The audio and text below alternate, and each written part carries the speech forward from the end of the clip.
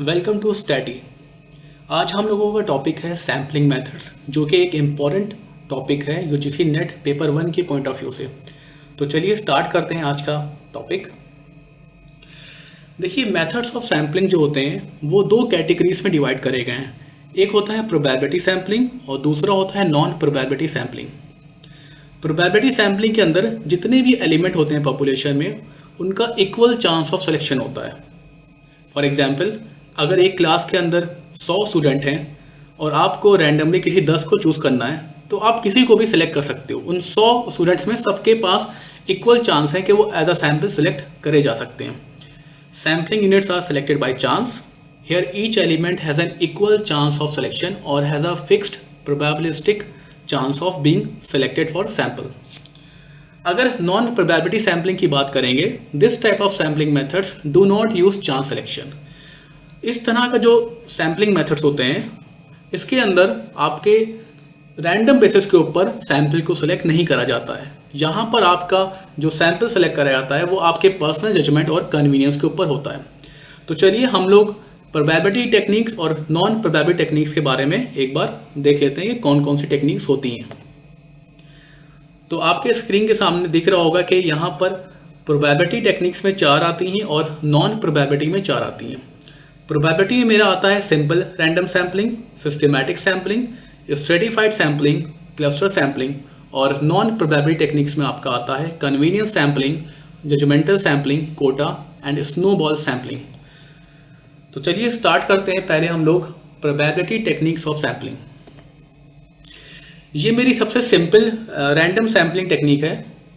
इसके अंदर जो भी पार्टिसिपेंट्स होते हैं उनको बस रैंडमली आप सेलेक्ट कर लेते हैं। In simple random sampling, each element in the population has a known and equal probability of selection.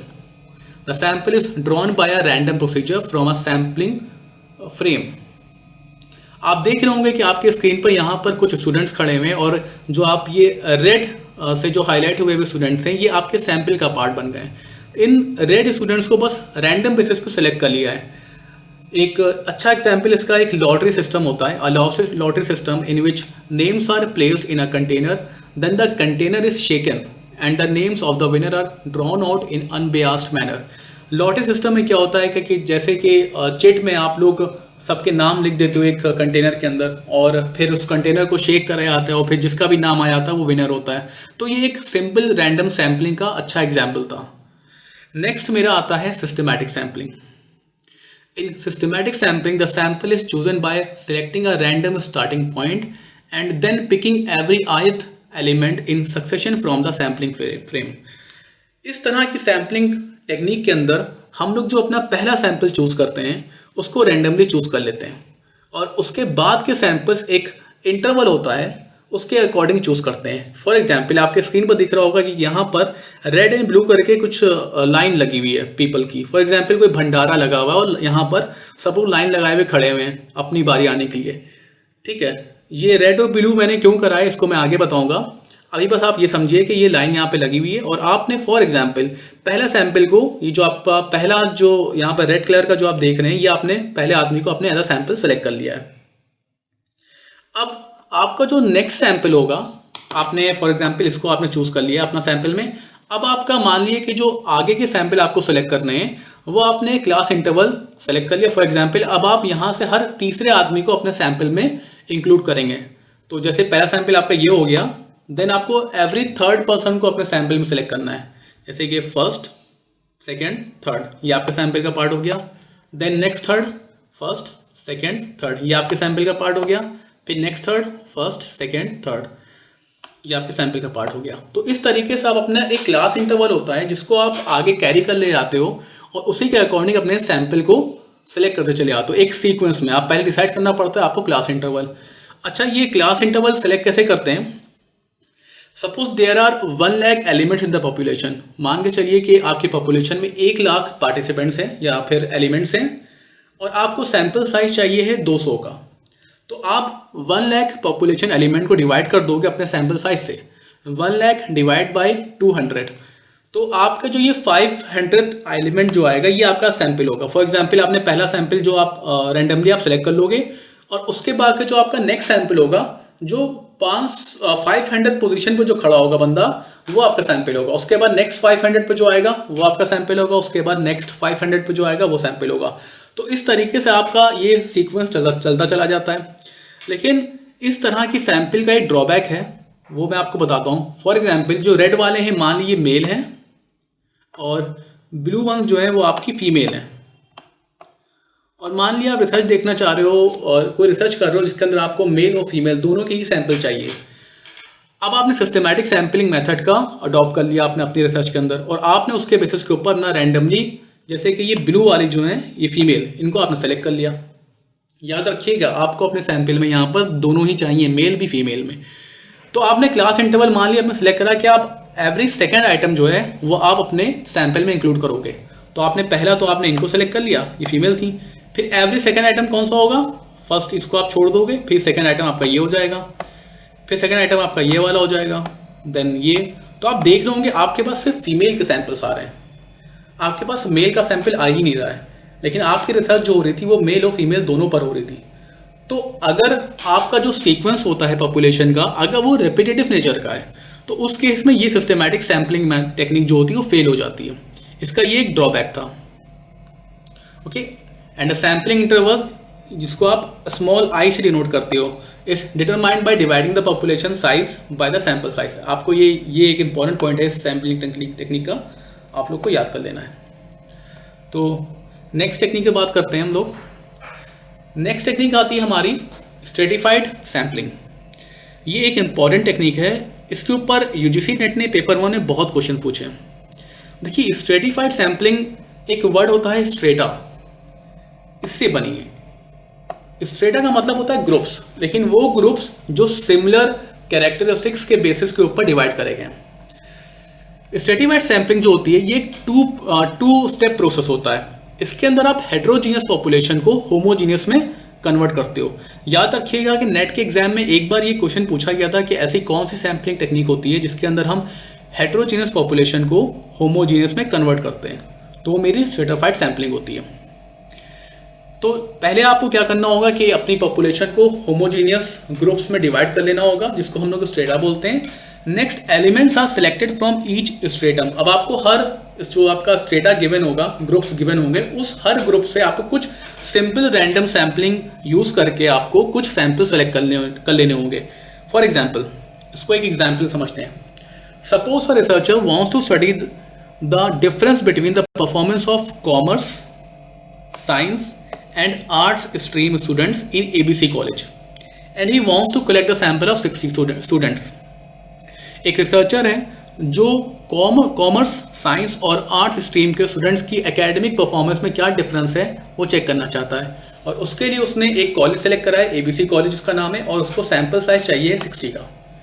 तो ऑब्वियस सी बात है, आप देख रहे होंगे रिसर्चर को जब वो रिसर्च कर रहा है तो उसको कॉमर्स, साइंस और आर्ट्स तीनों तरह के सैंपल चाहिए होंगे, जो बच्चे कॉमर्स स्ट्रीम के हैं, साइंस स्ट्रीम के हैं और आर्ट्स स्ट्रीम के हैं। तो इस तरह की रिसर्च के लिए स्ट्रेटिफाइड सैम्पलिंग एक सूटेबल टेक्निक है। इसको यहाँ ग्राफ से समझते हैं। मान लीजिए कॉलेज है हमारा ABC कॉलेज, इसके अंदर आपके पास 900 स्टूडेंट्स हैं। तो आप करोगे क्या कि पहले इस हेट्रोजीनियस पॉपुलेशन को, आप देख रहे हैं जो कॉलेज है जिसको आपने इस पॉपुलेशन को डिवाइड नहीं करा, ये आपकी हेट्रोजीनियस पॉपुलेशन है। इसको मैंने हेट्रोजीनियस इसलिए बोला है क्योंकि इसके अंदर आपके जो 900 बच्चे हैं ये कॉमर्स के भी हैं, साइंस के भी हैं और आर्ट्स के भी हैं। तो आपने क्या करा कि आपने इस पॉपुलेशन को होमोजीनियस में कन्वर्ट कर लिया। आप देख रहे होंगे कि यहाँ पर ये कॉमर्स के बच्चे होंगे, ये साइंस के बच्चे वाले हो गए, और ये जो ग्रुप आप देख रहे हैं ये है आर्ट्स के बच्चों का। अब आपने हेट्रोजीनियस पॉपुलेशन को पहले कन्वर्ट कर दिया होमोजीनियस में, और आप इस पॉपुलेशन को क्या बोलोगे, इन ग्रुप्स को स्ट्रेटा। ठीक है, आपने इसको होमोजीनियस में कन्वर्ट कर दिया।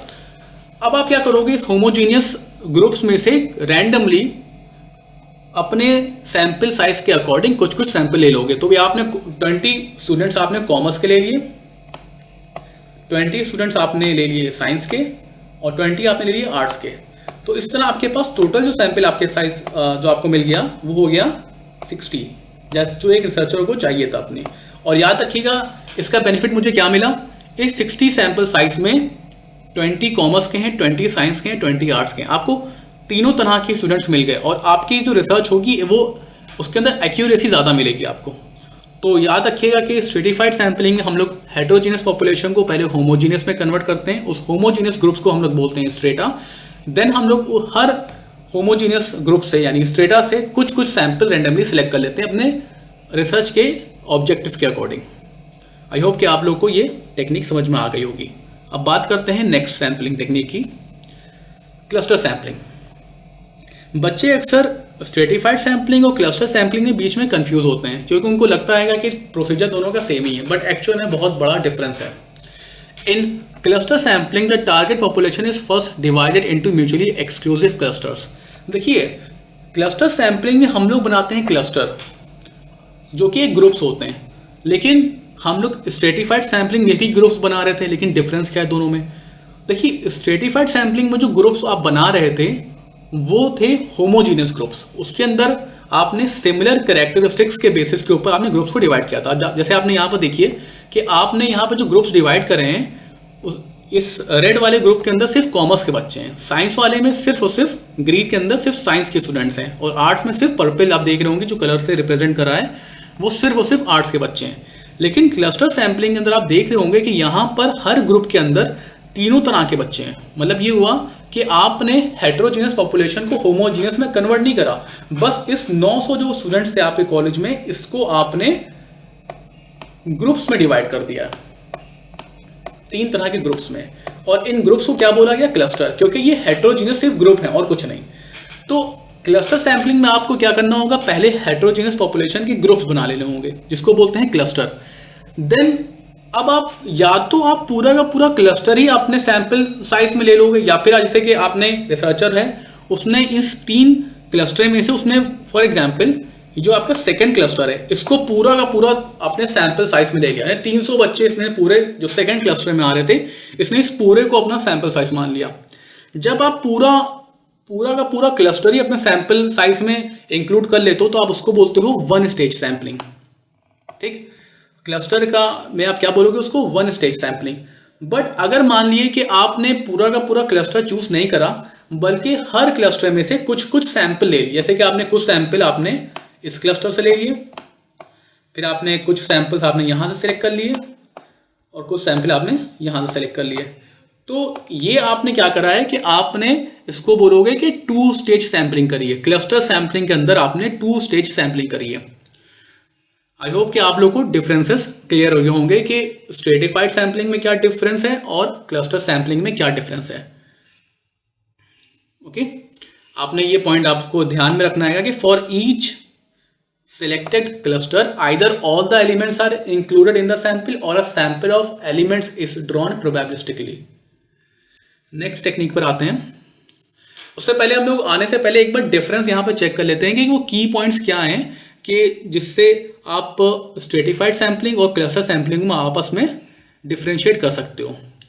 पहला तो ये है कि स्ट्रेटिफाइड सैम्पलिंग जो है आपको ज़्यादा एक्यूरेसी प्रोवाइड करती है, क्योंकि आपने देखा ही अभी कि किस तरह से आपने पहले स्ट्रेटा बनाए थे, यानी हेटेरोजीनियस पॉपुलेशन को आपने होमोजीनियस में कन्वर्ट करके स्ट्रेटा बनाए थे और आपको हर तरीके का सैंपल आपको मिल गया था। क्लस्टर सैम्पलिंग के अंदर आपको ज़रूरी नहीं कि आपको एक्यूरेसी मिले, क्योंकि हो सकता है जो आपने क्लस्टर चूज़ करा है उसके अंदर जो रेशियो हो कि फॉर एग्जाम्पल हो सकता है कि 300, जैसे आप यहाँ पर देखो कि यहाँ पर 300 बच्चे हैं आपके इस क्लस्टर में, कॉमर्स साइंस और आर्ट्स के, लेकिन इसके अंदर हो सकता हो 300 में से 250 बच्चे साइंस के हों, 30 बच्चे आपके कॉमर्स के हों और आपके 20 बच्चे आर्ट्स के हों। तो इससे क्या होगा कि आपको जो तीनों तरह के बच्चों का सैंपल चाहिए शायद वो ना मिल पाता। इसकी एक ये ड्रॉबैक है। तो आपको ये आप लोग समझ लीजिए कि स्ट्रेटिफाइड सैम्पलिंग जो होता है वो आपको ग्रेटर एक्यूरेसी प्रोवाइड करता है। नेक्स्ट आपका क्लस्टर सैम्पलिंग जो होता है वो आपकी कॉस्ट रिडक्शन में काम आता है। अगर रिसर्चर के पास फाइनेंशियल प्रॉब्लम है तो क्लस्टर सैम्पलिंग उसके लिए एक सुटेबल टेक्निक है, क्योंकि इसके अंदर कॉस्ट कम लगती है। नेक्स्ट टेक्निक आप स्ट्रेटिफाइड में देख रहे हैं कि elements from the strata drawn out as sample. जो स्ट्रेटा गिवन होते हैं उस स्ट्रेटा में से आपको जो सैंपल निकालते हो, हर स्ट्रेटा में से कुछ कुछ सैंपल आप निकालते हो, इसको आप सैंपल बोलोगे। हर एलिमेंट आप चूज कर लेते हो। लेकिन क्लस्टर में क्या होता है कि आप पूरा का पूरा क्लस्टर ही आप एज अ सैंपल चूज कर सकते हो, यानी पूरा का पूरा ग्रुप आप मान लेते हो कि ये मेरा सैंपल है, उसके जितने भी लोग आएंगे क्लस्टर के अंदर वो सारे के सारे में सैंपल का पार्ट होंगे। नेक्स्ट जो थर्ड पॉइंट है वो ये है कि स्ट्रेटा जो है आपका होमोजीनियस होता है, लेकिन क्लस्टर आपका हेटेरोजीनियस होता है। तो ये 3 की पॉइंट्स थे जो स्ट्रेटिफाइड सैम्पलिंग को क्लस्टर से डिफरेंशिएट करते हैं। अब बात करते हैं नॉन प्रोबेबिलिटी टेक्निक्स की। पहली आती कन्वीनियंस सैम्पलिंग। देखिए ये जो आपकी कन्वीनियंस सैम्पलिंग है ये नॉन प्रोबेबिलिटी टेक्निक है और इसके अंदर जो रिसर्चर टेक्निक को अडॉप्ट करता है वो प्योरली उसके कन्वीनियंस के अकॉर्डिंग होती है। It attempts to obtain a sample of convenient elements. मतलब ये हुआ कि रिसर्चर ज़्यादा एफर्ट लगाना नहीं चाह रहा है। फॉर एग्जांपल अगर आपको रिसर्च कर रहे हो, आपको कंज्यूमर के बिहेवियर के ऊपर स्टडी करनी है, तो आपने सोचा कि भाई मैं अपने घर से 10 किलोमीटर दूर जाके क्यों सैंपल लूँ, आसपास के एरिया में मैं जहाँ मेरे घर के आसपास जो घर बने हैं मैं उन्हीं के पास चला जाऊँगा, मैं उन्हीं से जाके उनका जो रिस्पॉन्स होगा रिकॉर्ड कर लूँगा। तो ये एक कन्वीनियंट सैम्पलिंग टेक्निक हुई क्योंकि रिसर्चर ने अपनी कन्वीनियंट के अकॉर्डिंग ही अपने सैंपल को सिलेक्ट करा है। The selection of sampling unit is left primarily to the interviewer. तो पूरा का पूरा इंटरव्यूअर के ऊपर होता है, भाई जैसा तुम्हें कन्वीनियंट लगे उसके अकॉर्डिंग तुम चूज कर लो। Often respondents are selected because they happen to be in the right place at the right time। क्योंकि इसके अंदर ये होता है कि आप एफर्ट्स लगाना चाह नहीं रहे हो, आप चाह रहे हो कि सब कुछ आपको आसानी से मिल जाए। तो कभी कभी ये होता है कि इसके अंदर जो रिस्पॉन्डेंट्स होते हैं वो बस इसलिए सिलेक्ट हो जाते हैं क्योंकि वो सही टाइम के ऊपर सही प्लेस पर होते हैं, इसलिए आप उनके पास जाके आप अपना क्वेश्चनर फिल करवा सकते हो और उनका रेस्पॉन्स रिकॉर्ड कर सकते हो। नेक्स्ट आता है मेरा जजमेंटल सैम्पलिंग, जिसको हम लोग पर्पसिव सैम्पलिंग के नाम से भी जानते हैं। अक्सर एग्जाम में पर्पसिव सैम्पलिंग का नाम भी यूज़ करा गया है। देखिए जजमेंटल सैम्पलिंग जो होती है प्योरली आपके जो रिसर्चर होता है उसके जजमेंट्स के ऊपर बेस्ड होती है, उसके रिसर्च के ऑब्जेक्टिव। यानी आप देख ही रहे हैं यहाँ पर कि जजमेंटल सैम्पलिंग एक नाम पर्पसिव भी है, मतलब रिसर्चर का जो पर्पस है रिसर्च का उसके अकॉर्डिंग भी रिसर्चर अपनी सैम्पल्स को सिलेक्ट करता है। It is a form of convenience sampling in which the population elements are selected based on the judgment of the researcher. Thus researcher uses his expertise। अब यहाँ पर देखिए जो रिसर्चर यूज़ कर रहा है ये इस सैम्पलिंग टेक्निक का मेन पॉइंट है कि यहाँ पर जो रिसर्चर अपने सैंपल को चूज़ कर रहा है वो अपनी एक्सपर्टाइज यानी एक्सपीरियंस के बेस के ऊपर सेलेक्ट कर रहा है। एक एग्जांपल देख लीजिए कि departmental stores are selected to test a new merchandising display system. एक न्यू डिस्प्ले सिस्टम है, उसको टेस्ट करने के लिए कुछ डिपार्टमेंटल स्टोर सेलेक्ट करने हैं। तो रिसर्चर ने क्या करा कि अपने एक्सपीरियंस और पर्पस के अकॉर्डिंग उसको लगा कि जो डिपार्टमेंटल स्टोर जो है वो सूटेबल है उसको उसने एज अ सैम्पल टेस्ट करने के लिए सिलेक्ट कर लिया। तो इसने प्योरली जजमेंटल बेस के ऊपर इन सैंपल को सिलेक्ट करा है। तो रिसर्चर इस तरह की सैम्पलिंग टेक्निक में एक्सपर्टाइज को यूज़ करता है और अपने जजमेंट को। और याद रखिएगा इसको पर्पसिव इसलिए बोलते हैं क्योंकि कभी कभी रिसर्चर अपने रिसर्च के ऑब्जेक्टिव्स के अकॉर्डिंग यानी पर्पस के अकॉर्डिंग सैंपल्स को सेलेक्ट करता है, इसलिए इसको बोलते हैं पर्पसिव सैम्पलिंग। नेक्स्ट आता है मेरा कोटा सैम्पलिंग। देखिए कोटा सैम्पलिंग जो होता है इसके अंदर एक वर्ड यूज करा गया है कोटा। तो आपको शायद आइडिया लग गया होगा कि यहां पर क्या होने वाला है। In quota sampling care is taken to maintain the correct proportion representative of the population. अब यहाँ पर इसको एक एग्जाम्पल समझते हैं। फॉर एग्जाम्पल मान ली आप जो पॉपुलेशन है उसके अंदर आप देख लीजिए कि 45% आपके फीमेल हैं और आपके 55% मेल है, ठीक। तो आप यहाँ पर ग्राफ में देखिए कि आपके अब यहाँ पर देखिए पॉपुलेशन मान लीजिए 1000 पार्टिसिपेंट्स हैं, 1000 एलिमेंट्स हैं जो पॉपुलेशन के अंदर है। उसमें से 450 आपके फीमेल हैं क्योंकि कितने परसेंट फीमेल थी 45%, और 550 आपके मेल हैं क्योंकि 55% मेल थे। मान लिया आपको 100 सैंपल रिसर्चर को कलेक्ट करने थे, 100 सैंपल। यहाँ पर देखिए आप रिसर्चर को 100 सैंपल कलेक्ट करने थे। तो कोटा सैम्पलिंग ये कह रहा है कि ये जो आपको 100 सैंपल सेलेक्ट करने हैं, सैंपल के अंदर भी आपका प्रोपोर्शन रिप्रेजेंट करना चाहिए जो आपका पॉपुलेशन के अंदर रिप्रेजेंट कर रहा था। इसका मतलब ये हुआ कि अगर आपने 100 सैंपल सेलेक्ट करें तो उसके अंदर 45% आपके फीमेल होने चाहिए, यानी 45 फीमेल होनी चाहिए और 55% मेल होने चाहिए, क्योंकि आपको अपना कोटा को पूरा करना था पॉपुलेशन में। क्योंकि कोटा कितना था कि 45% फीमेल थी और 55% मेल था। तो यही कोटा आपको अपने सैंपल में भी दिखाना है कि आपने जो 100 लोगों का सैंपल सेलेक्ट करा है उसमें से आपका 45 मेल है और 45 फीमेल हैं एंड 55 मेल हैं, क्योंकि यही परसेंटेज आपका पॉपुलेशन में भी रिप्रेजेंट हो रहा था। तो यहाँ पर आपको अपने कोटा को पूरा करना होता है। ओके, तो आप लोग को ये शायद टेक्निक क्लियर हो गई होगी। नेक्स्ट आती है हमारी स्नोबॉल सैम्पलिंग। आप यहाँ पर देख रहे होंगे कि यहाँ पर एक ग्राफ बना हुआ है और उससे आपको आइडिया लग रहा होगा इसके अंदर हो क्या रहा है। In snowball sampling an initial group of respondents is selected usually at random. आप इस तरह की सैम्पलिंग में पहला जो सैंपल आप सेलेक्ट करते हो वो रैंडमली आप कोई भी सिलेक्ट कर लेते हो। फॉर एग्जाम्पल आपने इनको सेलेक्ट कर लिया रैंडम बेसिस के ऊपर। नाउ अब आपने जब इनको पहला सैंपल को आप सेलेक्ट कर लेते हो उसके बाद आप इसको इंटरव्यू करते हो। After being interviewed these respondents are asked to identify others who belong to the target population of interest। इसका मतलब ये हुआ आप इस सैंपल से पूछोगे कि भाई आप किसी और को भी जानते हो जो हमारे रिसर्च का पार्ट बन सकता है, जिसको हम सैंपल में इंक्लूड कर सकते हैं। तो ये बंदा जो होगा ये रिफर करता है कि हाँ भाई मैं 2 लोगों को जानता था, एक ये हो गए वो और एक ये हो गए, वो इन दोनों के बारे में बता देगा। अब रिसर्चर जाके इन दोनों को इंटरव्यू करे लेगा, ठीक है, या ये दोनों आपके सैंपल 2 और सैंपल 3 बन जाएंगे। अब इन दोनों से इंटरव्यू लेने के बाद ये जो बंदा होगा सैंपल 2 वाला ये 3 लोगों को रेफर करेगा, तो आपके पास और सैंपल हो जाएंगे। तो आप देख लोगे ये नेटवर्क जो है ना बड़ा होता चला जा रहा है। आप इसी तरीके से अपने सैंपल को कलेक्ट करते हो स्नोबॉल सैंपलिंग में। Subsequent respondents are selected based on the referrals. तो आप देख लेंगे ये रेफरल्स के बेसिस के ऊपर ये टेक्निक काम करती है। So thank you. I hope कि आप लोगों को ये मेथड्स ऑफ सैम्पलिंग क्लियर हो गया होगा। हमारे यूट्यूब चैनल को सब्सक्राइब करना ना भूलिएगा स्टैटी, ताकि हम लोग को और अच्छे वीडियोस आप लोग के लिए बना सकें। Thank you.